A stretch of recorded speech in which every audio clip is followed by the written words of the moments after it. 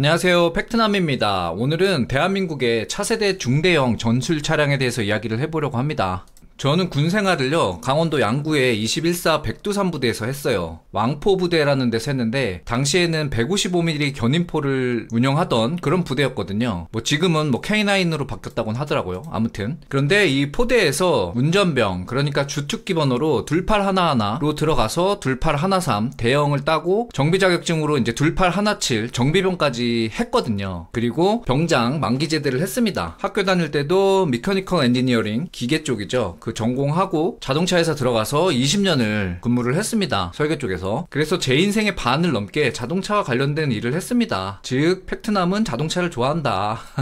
그래서 옛날 기억도 나고 해서 오늘 이 얘기를 해보려고 합니다. 2025년 6월 10일날 KMTB, 저는 이게 코리아인 줄 알았는데 기아래요. 기아 미디엄 택티컬 비클, 중형 전술 차량이죠. 이 차량에 양산 출고식이 있었다고 합니다. 1977년에 개발된 기존 차량, 두돈반하고 5톤, 이 차량을 대체하기 위해서 48년 만에 신규 사양을 개발해서 양산 출고식이 완료되었다고 합니다. 해당 차량 좀 자세히 보면요, 제조사는 기아라고 이제 하는데 사실은 이 베이스가 현대 파비스 그 대형 트럭 있죠. 그걸 기반으로 합니다. 외관은요, 아까 말씀드린 대로 기존의 두돈반과 5톤, 정식 명칭으로는 이 두돈반이 K511 그리고 5톤 차량은 K711, 이 차량을 대체합니다. 자, 이게 기존의 두돈반이거든요. 이게 이런 식으로 새로운 KMTV로 변경이 된다. 참고로 제가 군생활할 때는 이 두돈반 같은 경우는 이렇게 앞에 그 제조년월이 써있거든요. 그게 1980년대로 써있었어요. 빠른 거는 80년, 그리고 늦은 거는 84년. 그러니까 참 오래된 차를 타고 있었죠. 외관상 이제 다른 점은요, 기존의 두돈반은 엔진이 이제 앞쪽으로 튀어나와 있죠. 노즈형 방식이고, 그리고 새로운 차량은 엔진 위치가 이제 캡 오버 타입이라고 해서 이 앞에가 이렇게 열리면 여기 엔진이 있는 거죠. 그래서 정비 측면에서는 이 기존의 차량이 훨씬 정비하기가 수월합니다. 왜냐하면 후드 열고 여기 밟고 올라가서 하면은 그럭저럭 정비하기 편하거든요. 그리고 이 비클 내 캐빈 내에 들어가서 뭔가 조작을 하면서도 정비를 할 수 있는 이런 용이함이 있고요. 반면에 새로운 차량은 정비를 하려면 이게 헤드가 앞으로 이렇게 쏟아지잖아요. 그래서 캐빈 내에 뭔가 조작을 하면서 정비할 수는 없습니다. 이 차량은. 그러나 반대로 시야 측면에서는 훨씬 용이하죠. 이 캡 오버 타입이. 그래서 그런 외형적 차이가 있고, 그리고 바퀴도 다르죠. 이거는 6륜, 그리고 새로운 차량은 이제 4륜. 그래서 두돈반 차량들은 이런 차이로 이제 변경이 되는 겁니다. 제가 운전할 때는 주특기 번호가 28111였고요. 이게 소형 운전 아마 그 주특기일 겁니다. 그리고 이제 5톤 쪽은요, 5톤도 위에서 말씀드린 대로 엔진 위치는 그렇게 다르고요. 그다음 배기 위치 좀 다르죠. 기존의 K711 차량은 배기 쪽 아웃테이크가 이쪽 파이프로 이렇게 나가거든요. 근데 이거는 뒤쪽에 있겠죠. 그리고 이 차량은 보니까 윈치가 있는 차량이네요. 새로운 차량도 아마 윈치 사양이 있을 것 같은데 이 앞쪽에 달리지 않을까 생각이 됩니다. 제가 직접 본 적은 없습니다. 그리고 이 사진에서 특이하게 보이는 게 윈드실드가 이렇게 매뉴얼로 열려요. 열리면서 이 와이퍼도 같이 이렇게 움직이거든요. 그런데 이제는 완전 현대식 차량으로 바뀌었기 때문에 그런 이제 옛날에 이런 추억 돋는 장면은 이제 없을 것 같습니다. 그리고 홀이 씌워져 있고요. 그쵸? 그리고 이 대형 차량은 제가 운전할 때는 이제 주특기 번호가 28113이었거든요. 근데 지금은 뭔가 바뀌었다고 합니다. 그리고 5톤 차량은 똑같이 지금 6륜 바퀴가 6개로 동일합니다. 외형적인 측면은 이렇게 다르고요. 이제 스펙을 좀 한번 확인해 보겠습니다. 말씀드린 대로 새로운 전술 차량은 현대 파비스 기반의 차량이고, 이제 PT 쪽, 파워트레인 쪽은 거의 동일해요. 원래 이 현대 차량과. 그래서 엔진 같은 경우는 그 4륜, 즉 두돈반을 대체하는 차량은 280마력 엔진이고, 5톤 차량 대체는 330마력 디젤 엔진이 들어간다고 합니다. 옛날에 우리가 쓰던 엔진은 K711 기준으로 대우의 이 만 시리즈, 이 엔진이거든요. 그러나 변속기 같은 경우는 군용 차량이다 보니까 기존의 ZF 9단, 12단 변속기가 아니라 8단 오토 미션으로 변경이 됩니다. 이런 점들은 사즈 차량하고 좀 다른 점이 있고요. 자, 그리고 비이클 쪽은요, 이제 전장 쪽은 완전 변화가 크죠. 자, 기존에 뭔가 직구동, 즉 하이커런트 방식의 이런 차량이었다면 아마 모듈 기반으로 다 통신 방식으로 바뀌었을 겁니다. 그래서 우리가 좋아하는 드라이브 바이 와이어 이런 시스템을 채택을 했을 거고, 그러다 보니까 전자파 EW ECU, 그리고 뭐 EMC, EMI, EMS 이런 차폐 설계들이 기본적으로 되어 있을 겁니다. 물론 중요도에 따라서 좀 구분은 있겠지만요. 그리고 이런 차폐 설계를 하는 가장 큰 이유는 군에서는 통신 장비를 보호해야 하기 때문에 이런 차폐 설계들이 기본으로 적용이 됐을 거라 생각이 됩니다. 그리고 말씀드린 대로 기존의 전장 체계가 하이커런트, 즉 모듈이 없는 직구동 방식이었다면 아까 통신 방식으로 다 바뀌었을 거고, 이제 K511이나 K711 같은 경우는 끼케야 턴 시그널 릴레이 또는 뭐 와이퍼 릴레이 이 정도만 이제 들어갈 겁니다. 그리고 다 스위치를 통한 직구동 방식이고요. 그래서 뭐 편리성이나 이런 점들은 기존 차량이 떨어지겠지만 그래도 이게 전장에서 사용되는 전술 차량이잖아요. 그러다 보니까 이 기본적인 구동 방식으로 움직이는 옛날 차량들이 전장에서 수리는 용이할 것으로 생각이 됩니다. 즉 정비가 쉽다는 거죠. 직관적이니까. 근데 뭐 이런 차량들은 이제 진짜 밑에서도 얘기하겠지만 인포테인먼트, 뭐 BCM, 각 모듈, 뭐 파워트레인 쪽 모듈 다 들어가잖아요. 근데 필드에서 막 전쟁하다가 뭔가 차가 고장났다고 해서 OBD2에 단자 꽂고 그걸 뭐 다이거노스틱 진단하고 이럴 수는 없잖아요. 그렇기 때문에 정비 측면에서는 기존 차량들이 훨씬 유리하다. 그리고 이 새로운 시스템들은 와 진짜 제가 깜짝 놀랐는데 내비게이션하고 이 360도 어라운드 뷰 시스템이 들어가 있대요. 그러니까 뭐 당연히 전후방 카메라가 장착이 되어 있을 거고요. 제가 군 생활할 때도 5톤 몰면 이 시야 확보가 상당히 어려웠거든요. 외부에 나가서 사고도 많이 나고요. 그래서 이런 점들은 참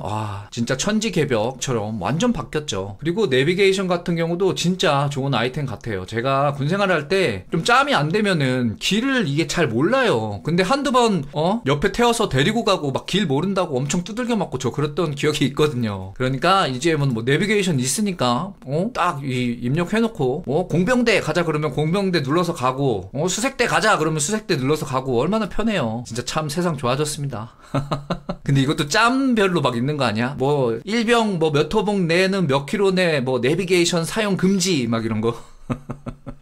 아무튼 많이 좋아졌습니다. 그리고 이 영하 32도에서 콜드 크랭킹이 이제 가능하다. 그러니까 뭐 배터리 사양들도 좀 달라졌을 거고 이 PT 쪽도 많이 개선이 됐겠죠. 경험이 있으신 분들도 계시겠지만 이게 디젤 차량이잖아요. 그러다 보니까 이게 겨울이 되잖아요. 연료가 안 올라와. 왜냐하면 제가 군에서 사용하던 그 디젤이 퀄리티가 안 좋잖아. 그러니까 수분기가 좀 있다고. 그러다 보니까 이게 얼 수도 있고 얼면서 또 이 디젤이 점도가 높아지잖아요. 그러다 보니까 시동이 안 걸려. 막 끼끼끼끼끼끼끼끼끼끼끼끼 계속 크랭크만 치거든. 그때 이제 이 연료 펌프를 막 손으로 엄청 펌프질을 해요. 그래도 올라올까 말까 해요, 그 연료가. 근데 마음이 막 급하잖아. 지금 막 선탑이 야 너 차가 빨리 안 올라와. 막 저는 수송부였으니까. 이제 그러면 어쩔 수 없이 또 여기 펌프로 올라가는 이 호수 있거든요. 호수를 입으로 이렇게 쭉 빨아갖고 이걸 올려. 그럼 막 디젤도 막 먹고 막 구토하고 막 그랬던 경험도 있거든요, 저. 아무튼 이제 이런 몇십 년 전 어려움들은 없어졌다. 그리고 말도 안 되는 영하 32도에서 콜드 크랭킹이 가능하다. 상상도 할 수 없는 편리함이 추가되었다. 옛날 생각하면서 말씀을 드려봅니다. 전장 쪽에서는 이 정도가 이제 변하고 공조 쪽에서도 자동 에어컨이 들어가 있습니다. 옛날 차량은 에어컨이 어딨어. 에어컨도 없죠. 그쵸? 그래서 아까 그 윈도우 이렇게 열리는 데 있잖아요. 선탑들 나가서 일 보고 있으면은 차 세워놓고 엄청 덥잖아. 에어컨 없으니까 그 앞에 막 이 윈도우 막 열어놓고 부채질하고 그랬던 경험이 있죠. 그래서 공조 쪽은 이런 거 눈에 들어오고 뭐 다른 것도 있겠죠. 뭐 통풍 시트 이런 것도 있는 거 아니야? 있겠지 당연히. 그리고 뭐 스티어링 휠 이런 히팅 그런 것도 있을 거고 그죠? 근데 지금 안 타봐서 전 모르겠습니다. 이건 추측입니다. 제가 그 자료 보고 확인된 내용만 여기다 적어 놓은 거고요. 아마 그런 게 다 있지 않을까 생각이 됩니다. 그리고 셰시 관련해서는 뭐 당연히 저희 때는 뭐 꿈도 못 꿨던 이 파워 스티어링이 달려 있고요. 그 다음에 이 에어 서스펜션 야 진짜 죽인다. 이런 게 달려 있대요. 대박이죠. 그리고 이 브레이킹은 완전 풀래요. 그렇기 때문에 뭐 페달 담력이 좀 절감되고 또 정확한 제동이 가능하겠죠. 좋아졌습니다. 옛날 차량은 이 압이 안 차면 브레이크가 안 되거든요. 그래서 사고도 많이 나고 이제 그런 거는 없겠죠. 지금 현대 차량은. 그리고 또 제가 보고 또 놀란 게 뭐냐면 와 타이어 공기압 조절 장치가 있어요. 이게 뭐냐면 클러스터나 이런 데서 계기판에서 타이어 그 공기압이 떨어지면 모니터링이 돼. 일단 모니터링이 되는 것도 놀랍지만 일정 수준의 공기압이 떨어지면 이게 완전 자동은 아닐 거예요. 뭔가 스위치나 버튼을 작동해서 그걸 누르면 공기압이 안에서 그냥 푹 차. 대단하죠.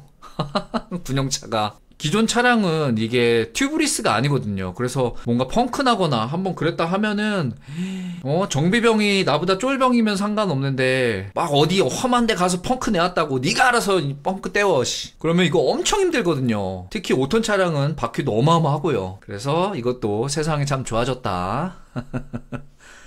그리고 이제 런 플랫 타이어, 즉 이 펑크 플랫 돼도 어느 정도는 버틸 수 있을 정도의 타이어가 준비가 되어 있다. 왜냐면 전장에서 또 이런 사항들은 중요하기 때문에. 자, 이렇게 해서 오늘은 옛날 생각이 나서 대한민국의 중대형 전술 차량에 대해서 알아봤습니다. 우리 후배들이 좋은 사양으로 안전하게 운전할 수 있어서 마음이 한편으로는 편안합니다. 자, 제가 준비한 영상은 여기까지입니다. 오늘도 즐거운 하루 보내세요.